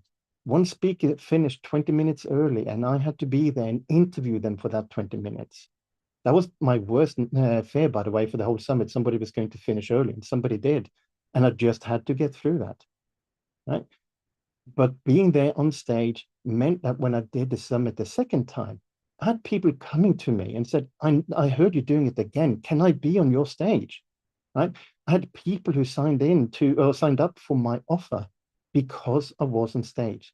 So when you're brand new into the business, when you have no experience, you have no followers, you can be the baby amongst experts, and then you will be perceived as an expert as well. And we continued with our summits. And since 2020, we've had, and this is exclusively from summits, right? So I'm not counting webinars, I'm not counting the other activities that we are doing to attract people. We've had, since 2020, over 6,500 new leads and prospects. And we had over $190,000 in sales directly as a result of summits. People coming in, seeing our offers, being invited to have conversation, and buying our things, buying our products, buying our courses, buying our services. Now, where did it all start? I've been actually over 45 years in IT. Yeah, that's a long time. I'm only 57. I started very, very young. But in that time, I've been a business founder, C-level executive, marketer, developer, business process analyst, tech and automation nerd. And my specialty, my desire, my passion is using tech effectively to grow small businesses. Now, one of the roles, and I've had many roles, was being the Chief Technology Officer for Mary Morrissey's Brave Thinking Institute. There I had a team of 7 staff implementing launches, events, webinars. We did webinars with 5,000 people on them. We did in-person events with 1,000+ people. When we went virtual in 2020, because I was still working with the company as I was starting up my own coaching business, we had 2,200 people in Zoom for an event. And during my time with Mary Morrissey, I saw the power of being on stage. I saw how Mary was able to sell for millions of dollars when she went on stage. Millions of dollars when she went on stage. So I knew that when I started my own business, I had to be on the stage myself. But here's the thing. It's actually quite a challenge if you want to do a virtual summit yourself, right? If you have no tools to help you. So what we did was we created a platform.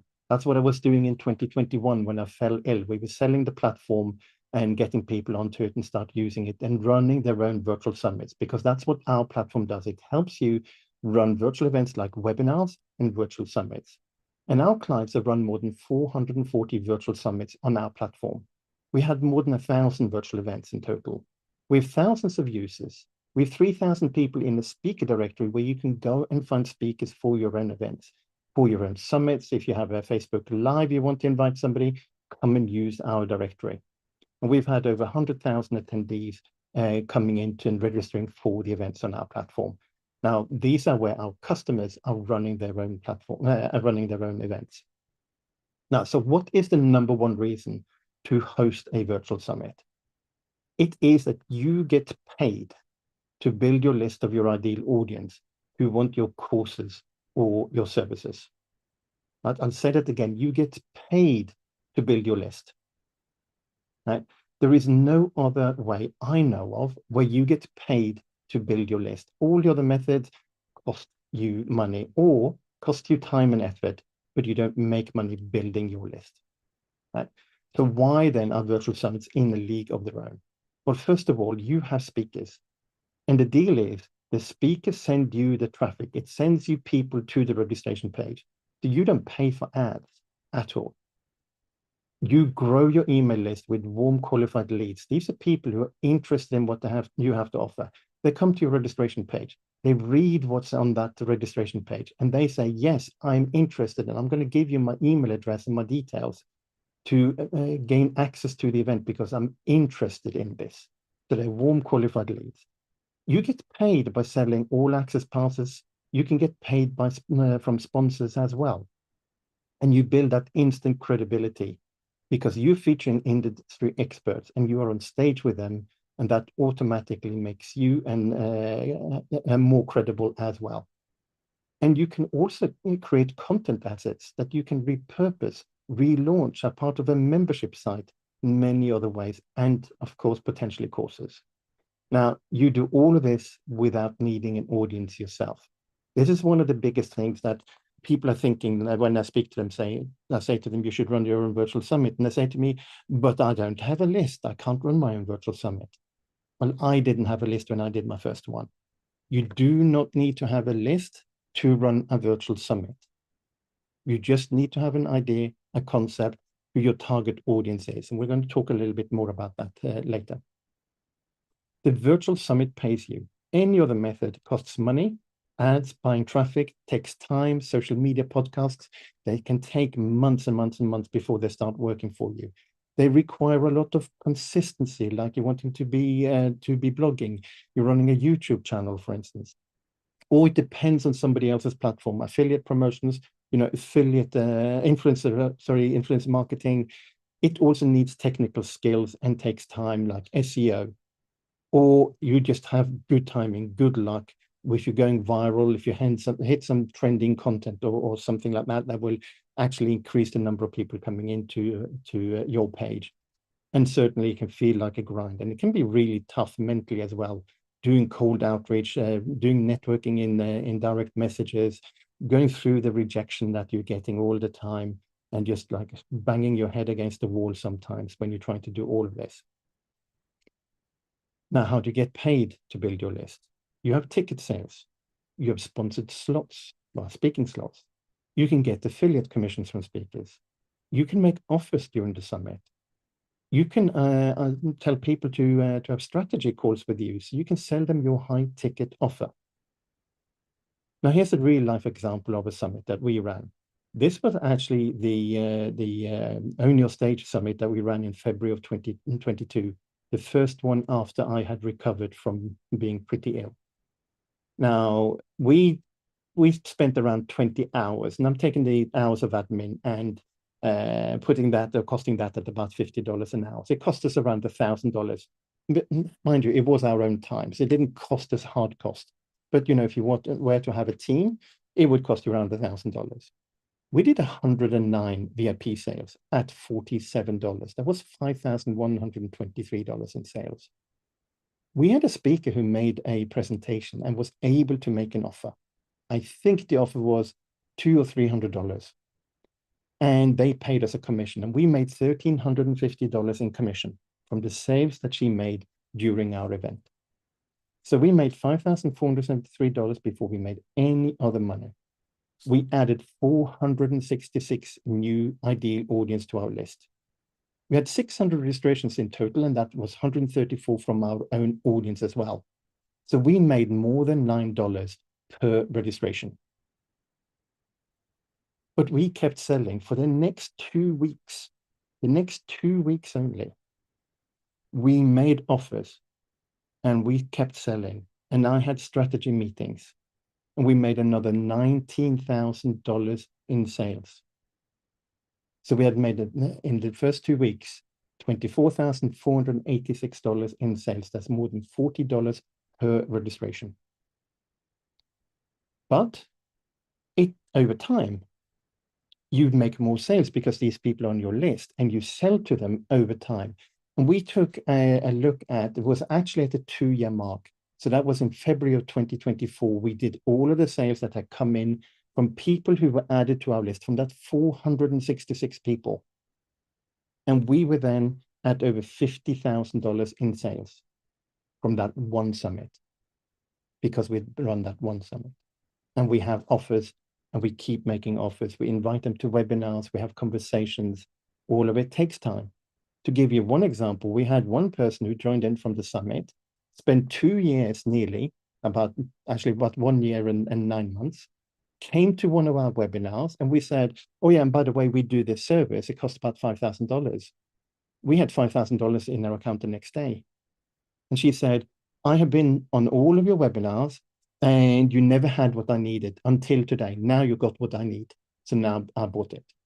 Right? So you just keep developing your business and making offers. Here is a real life low performance example. When I say low performance, we actually were suddenly slammed with work from doing summits for our clients, from doing a lot of work. And I was really under the gun on getting everything done. And we said, right, we're doing our own summit, but we haven't even got a proper offer for it.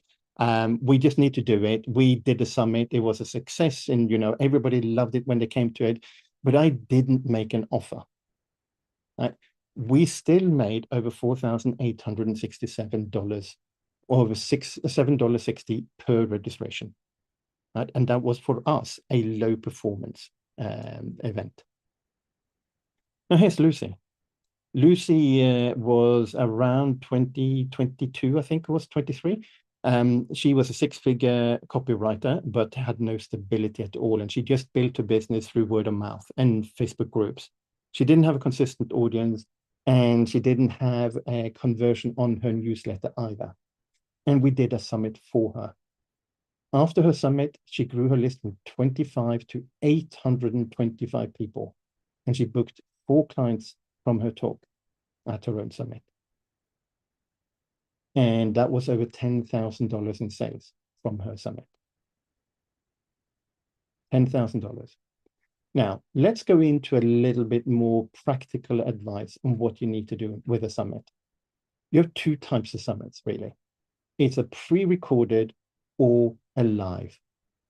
Now, here's the important thing, and don't let anybody else tell you anything different. In my opinion, this is really key. And there are people out there who are charging thousands of dollars to teach you about summits, who will tell you other things. And the people who are in their courses come to us and saying it didn't work. Pre-recorded summit is to build your list. It is not to build your sales. We had somebody who paid a coach and paid VA staff to create a summit that was a pre-recorded summit. They spent $25,000 through a year, and they made 2 sales of $47 for their summit. That was it. You do not build sales, you do not build authority, you do not build know, like, and trust or community in the same way as you can do when you have a live summit. Now, when you do it live, it is virtual. It's all done through Zoom the way we teach it. That's when you build your list and you build sales. You build your authority, you know, like, and trust in your community. One of the things we do between each session is that we have 5 to 10 minutes where we are talking to the audience. We're sharing golden nuggets. We're sharing maybe an offer. I invite you to a strategy session. We don't let that opportunity go by. Like I did with my first one. Thank you very much, speaker. Here's the next speaker. Now we take 5 to 10 minutes and we make sure we have that conversation ongoing with the audience. We ask them for how you're doing, what are you getting the value out of, how do you like the speakers we've had so far, what was your takeaways? We interact with them, and that's how you build that authority, the know, like, and trust, and you build a community. So if you want to build your list and you want to make money, you really need to do it live. That isn't to say that you shouldn't do a pre-recorded summit. You just need to be aware of why you're choosing a pre-recorded. We had a client who built a pre-recorded summit, and they had 610 new leads of the ideal audience for their offer. But they weren't expecting to get sales for their offer immediately. They wanted to specifically to build a list. And now they have 610 more people on their list who could be interested in their offer. Now, how do you build your list? It literally is using other people's list to build yours, because the speakers are promoting to their list. We have over 6,500 people on our list that have come from other speakers. The speakers are promoted, they're signed up for the event, they're now on our list. And you do not need to do your own list to do a summit. So as I mentioned, before my first summit, we had 100 people on our list. After the summit, we had 750. We grew by 650. And by the way, I did my first 2 weeks, 4 days, 27 speakers plus myself. We did that in 2 weeks. We put it together in 2 weeks, but I had the technical knowledge on how to do it. So we built the Eventbrite platform so anybody can do something similar. We don't recommend you spend 2 weeks only. We recommend you take a lot more time, but it is possible. Now, what are the key success strategies for a successful summit, really? The number one thing that you have to have in mind is, what is the outcome you want? And you can only select one outcome. That is your primary outcome. You can select other things that you say, I would like to work to have these things happen as well, but you need to select one thing only. Right? Is it to build your list? Is it to find coaching clients? Is it customers for your course? Is it because you're going to do a live event in person and you want people to come to that? Or you're doing a 3-day event virtually and you want people to come to that? What is your reason for having a summit? And feel free to put in the chat what your reason would be if you were to do a virtual summit now. Would it be to build your list? Would it be to sell your course? Is it to find coaching clients? Because the strategies behind these are different. The next thing is, speakers must be relevant. They must have your audience. If they're not relevant, if they're not relevant to the topic, if they don't have your audience, there is no point in having them in your event and being a speaker. Right? So I have gone to events where they talk about business topics, and they had a yoga instructor coming in. We did business topics. The Solopreneur Accelerator Summit is all about how you grow your business. And somebody came and said, hey, gut health is very important. You won't be able to be successful if your gut health is out of kilter and you're ill. Well, it's not a business strategy that will increase your business. It's not a good fit. Yoga instructors, gut health does not belong in a business summit. And similarly, if you're doing a yoga type summit, a health and wellness summit, business people coming in and talking about business topic isn't a good fit. Yet we see a number of times that people are scared to have a summit where they don't have all of the speakers and they accept somebody who's not a good fit. And all that happens is that you're going to a lot of time and effort to promote an audience that is not going to buy from you. And here's the next thing. Speakers must promote. You do not pay speakers, right? You can charge a fee or make it free to speak. You can charge a deposit that is returned if they promote. You can offer them an affiliate commission on the tickets, the VIP tickets, upgrades that are being sold. You can run a leaderboard with prizes and rewards. Those are the ways you could reward speakers. But you do not pay the speakers, right? Why then would speakers say yes to promote and speak, right? It's because you, in your event, have a tightly defined niche of your ideal audience. And you want the speakers to have the same audience. You want the speakers to go, wow, I would love to speak in front of that audience because that's my audience. Because then you know when they're promoting to their audience, that's also going to be your audience.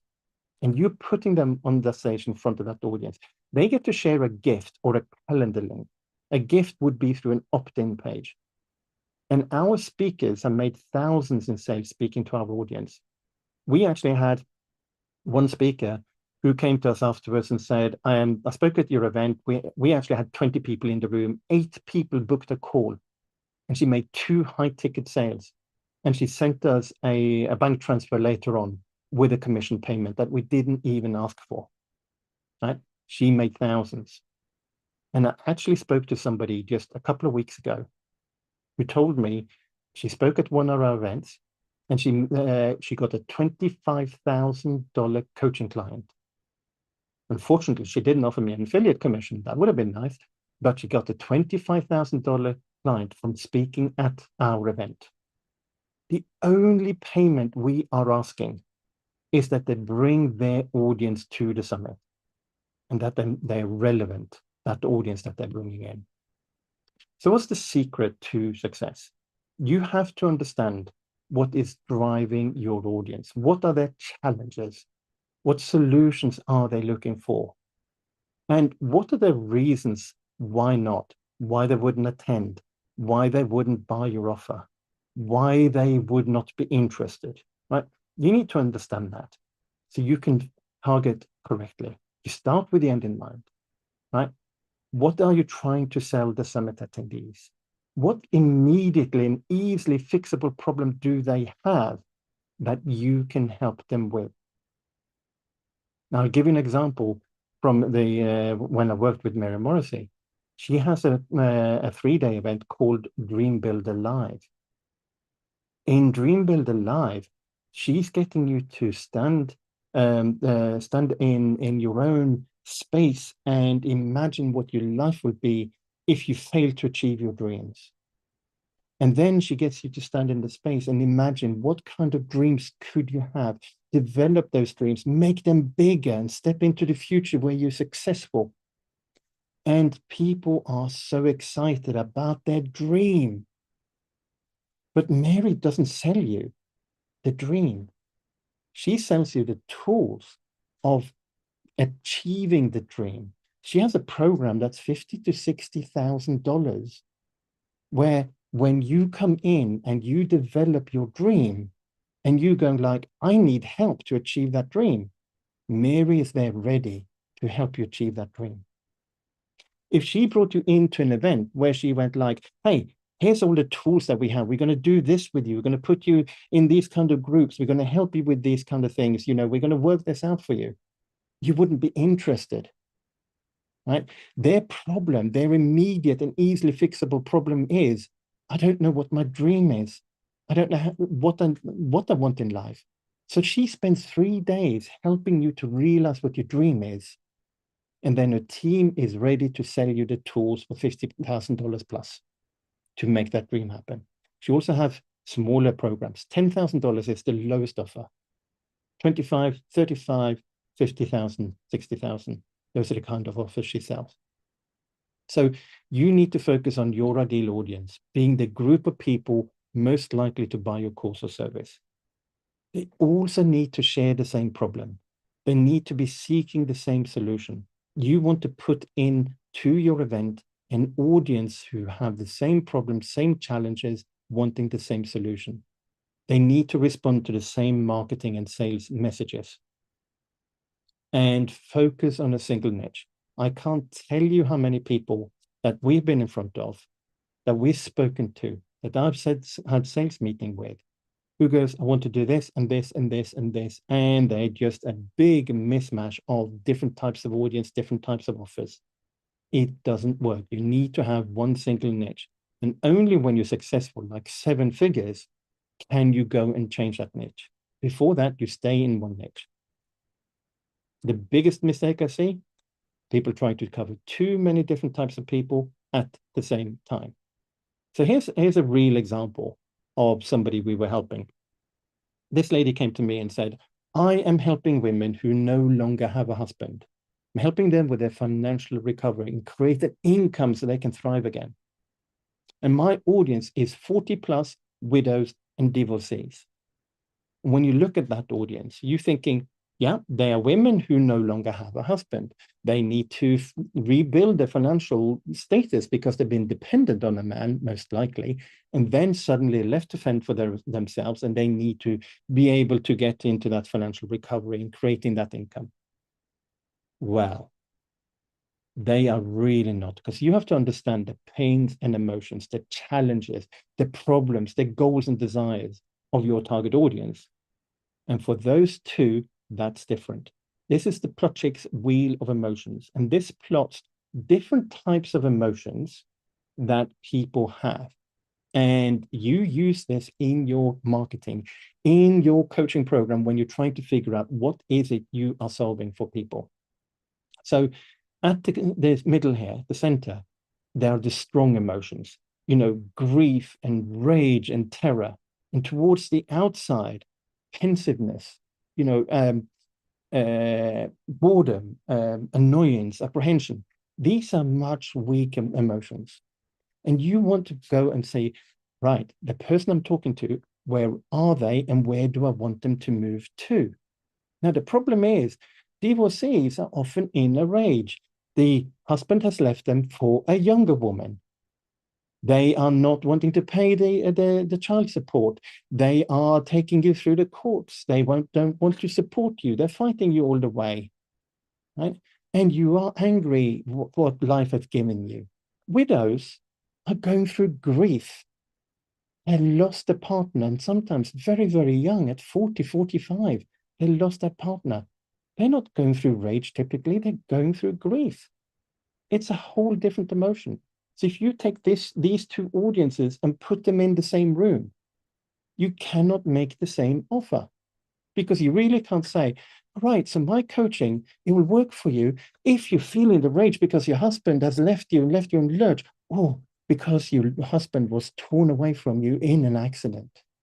Right? You can't have that mixed message all the way through.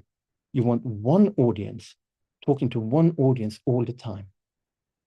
They really are not compatible. Focus on one niche only. Now let's talk about summit monetization.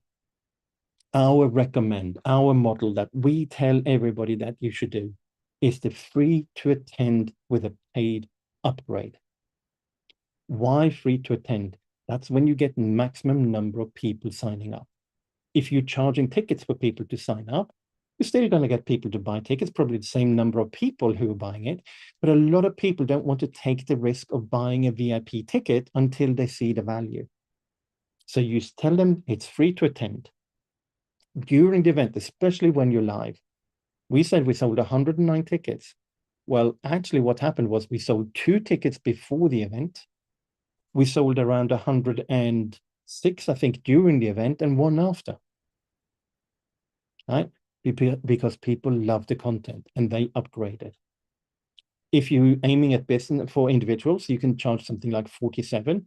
If you're aiming at businesses, 47, 97 is some charges you can do. We, at the moment, often do 27 before, 37 during, and 47 after. And we make more sales. Less money, but more sales. And having customers in itself is actually very, very valuable. Your VIP upgrade can contain the recordings from the event, bonus content that the speakers are actually giving to your audience. There could be exclusive Q&A, the tickets to your other events. And remember that, by the way, if you have an event yourself that where you're going to be selling something, like a 3-day event, use this to fill your room for your sales event. You can offer worksheets, templates, swipe files. We offered for the February 2022 Own Your Stage, we offered a networking session for anybody who bought the VIP. That was so successful that we created Speaker Connections, a networking event that we've now been running for 2.5 years, where we're putting hosts in touch with speakers. So hosts can fill the stages and speakers can find stages to speak on. Been very, very successful. But here's the thing, VIP bonuses. Do not underestimate the power of the VIP bonuses that speakers can provide. We, for the February 2022 On Your Stage, we had $6,800 worth of VIP bonuses that we offered. And people were saying in the chat, the VIP upgrade is only $47. It's a no-brainer because of all the value brought by the speakers. Now, here's the thing, you need to be realistic about your summit revenue, right? Revenue and cost will depend on a variety of factors. What is the strength of the VIP offer? Are you spending any money on ads? Are you, what kind of engagements do you have with people, right? But the real results, regardless of what happens during your event, the real results will come from your post-event sales and utilizing your mailing list. Right? Market to your mailing list. Keep going over time. Do webinars, make offers to your mailing list that you built from a virtual summit. Now, summits can help you sell at scale. You can sell a high-ticket program. You can fill your calendar with discovery calls. And when you're doing the summit, especially if you're doing a live summit, you can sell your course directly. In my first event, I had a $497 course. and I sold that directly on the summit. Worked really, really well. Now, if you do a summit, I say to you, do a multi-day summit. You should always speak on session 1 on day 1. Right? I'm going to be crystal clear to you and saying you must speak session 1 on day 1. It's the time when you will have the most number of people turning up. They're excited about your summit. Is this an event I want to be part of? They're tuning in to find out. And you need to be the first speaker and deliver as much value as you can. Set the scene, do your signature talk about why you're doing the summit, talk about the benefits that you're going to bring, promote your offer, right? Make it a part of it, but more of a call to action at the end. Don't spend like 30 minutes pitching your offer. That's not the way you do this. You build that authority, that know, like, and trust, right? If you do multi-day, absolutely you should do the last session on last day, right? If you have day 1 and you have enough speakers, also do the last session on day 1, right? Explain more about what you do. Make your offer again. That last session in that first summit, the summit in February of 2022, that last session got me a $5,000 sale from somebody I'd spoken to in December, who had decided to go with somebody else in the meantime, but they put this the purchase on hold whilst they were waiting for our summit. I spoke, I showed them the whole group what we had to offer, and they went like, yeah, actually, you are so much better than the other provider, and they gave us $5,000. That last talk was worth $5,000. Do the first session, do the last session. Right. Now, how do you be successful with a virtual summit? You plan more, and you really keep planning. That is the key thing. You have to understand what resources that you need, what challenges you will face, and what tools that you can use. And yeah, good hint. We have the Event Raptor platform and the CRM Raptor platform. CRM Raptor is a high-level CRM system, and which we're an agency for them. And the Event Raptor is our own platform that we are using to do virtual summits, and where you could do your own virtual summit as well. And also look for what kind of team support is available when you're running your summit. How can you get support from people who understand what they need to do? And again, come and have a chat with us. We can help you with that as well. So what's your next step? Well, we are launching a course on the Great Discovery, right? It's how to use virtual summits to skyrocket your course sales. We're releasing it sometime in August. That's our aim. You can pre-register now. Come on, you'll be on our mailing list, and we will let you know when we're releasing that on the Great Discovery, and then inviting you. It is going to be a free course, and we would love to see you within that course area as well, and come and join us there. So if you want to have a call with me, there's also a link there, eventraptor.com/strategy, and you can connect with me on LinkedIn as well. So thank you very much. I hope that was useful for you, and look forward to being able to work with you in the future if you so desire. Oh my gosh, did you guys get any value out of that? There were so many pieces in there that I saw that are just like, Steve, why haven't we been talking before this? My goodness, we've been kind of like you were in that invisible period where we've been in heavy development out here with the Great Discovery. Now we're coming out with it with a great thing. Steve, we got to work together. This is going to be, you're amazing. I appreciate it. And I hope you guys will pre-register for Steve's new course that's coming up. He put the link up there. Steve, maybe you can drop that into the chat. That would be great. And we'll go on and to our next session that we've got going in, which is going to be a breakout room. And by the way, if you missed Erin Loman Jeck's free offer that she's got up there, we got to get this VIP thing going. You guys are getting all this value for free. So this is the last time, guys, and we're going to apply Steve's wisdom and become billionaires. So there we have it. Guys, if we're going to be moving into a breakout room here in this. So in this particular breakout room, we've got 15 minutes. You'll be able to meet with other people. Make sure you grab their information and contacts. Live translation is available. So if you got someone that speaks another language, you're able to connect with them. Just use your Great Discovery Translation widget on Chrome, and you'll be able to do that. Now, in this particular session, first thing, go in there, pick up a leader. Whoever's going to volunteer to be that leader, they're the leader. As a leader, your job is to manage the time. Everybody has first 30 seconds, 30, not 32, not 28, 30 seconds. Intro, who you are, what you're about, what you do, and why you do it. Simple as that. Second, let's go into, I'd like to hear, have each of you go around and just share what the takeaways that you got from Steve, or my gosh, my list is full. My I was like, I'm going to throw my summits away and start going and do some brand new ones. This is amazing. So let's turn it over to James Moneypenny, our amazing Executive Vice President of Sales, who's going to jump us into our breakout sessions. And James, take it away.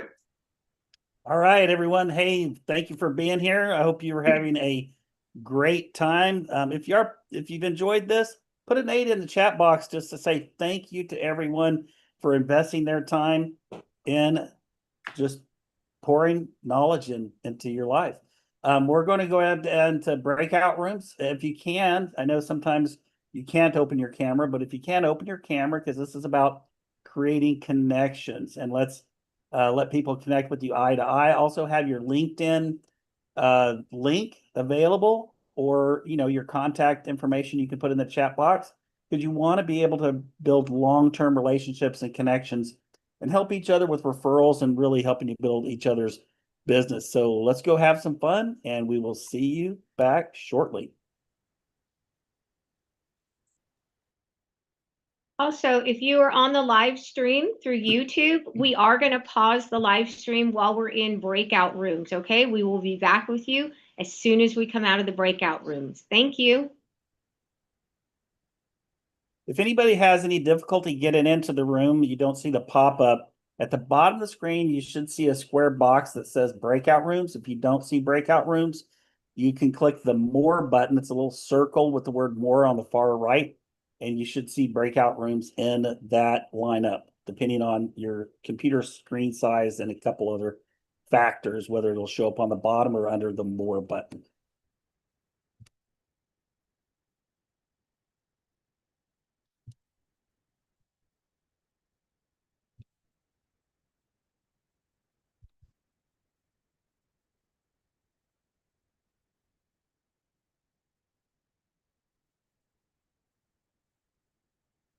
All right, I'm just checking to see if anybody needs help getting in their room. I've got Adrian, Tishy, Ann, Coach, Dr.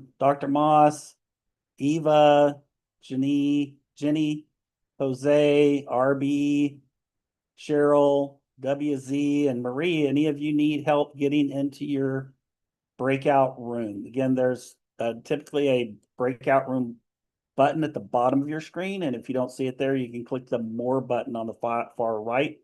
It's a circle, and that'll show you the breakout room that there, and you can click that and join your room.